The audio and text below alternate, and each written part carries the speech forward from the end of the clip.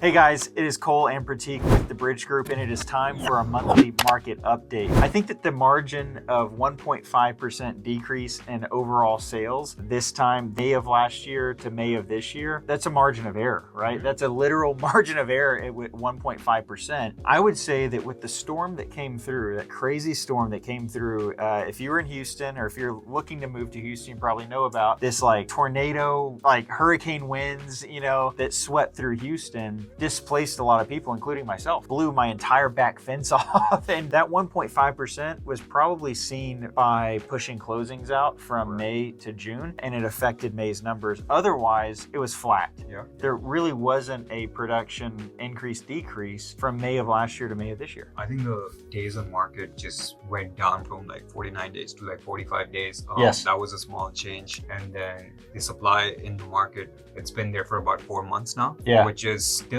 increase from last May when it was 2.7%.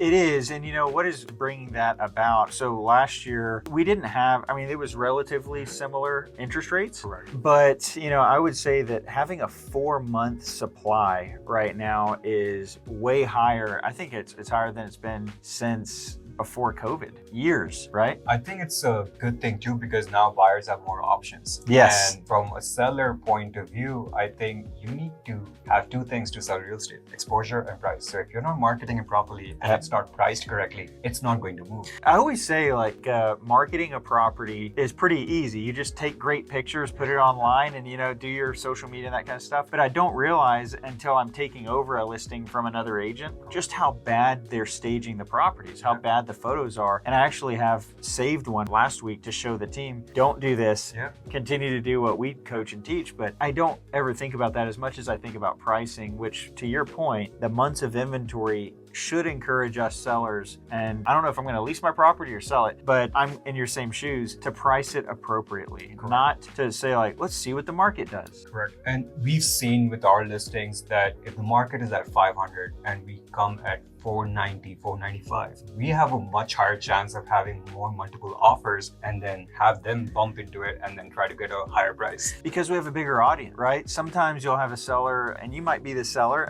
but I tried to be the seller and Kelly was like, you don't do that with your clients. Why would you do that yourself? List it here so that the market can push it up. But if you're not willing to do that, I would think twice about listing in this market because of the inventory. That inventory just means to a seller competition. You have more competition and there's more for a buyer to choose from. So if they like your property, they make an offer, you're like, well, that was off. I didn't like that. Then they're going to go to the one down the street because there's almost double the inventory there was last year. Single family average price went up 3.6%. So all of this, right? More competition, more inventory, more days on market. But then we also have an increase in the price. I think a lot of buyers have been sitting on the sidelines saying, I'm going to wait till the market crash. I'm going to wait till interest rates go down. I'm going to wait.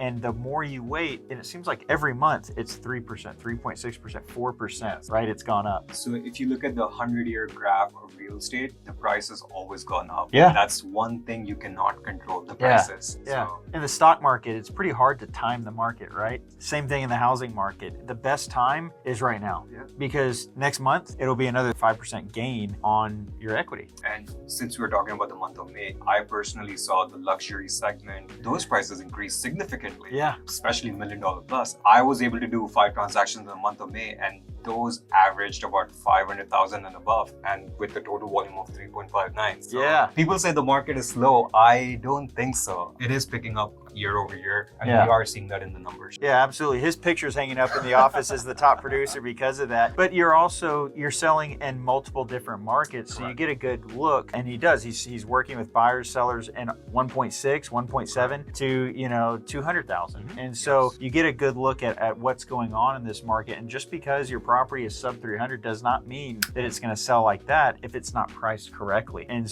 we've seen that, right? So guys, that is your monthly market update. I hope that was helpful. And if you want to work with the Bridge Group top producer for the month of May, that's Prateek right here. Please reach out. His information is going to be down below, and we look forward to helping you.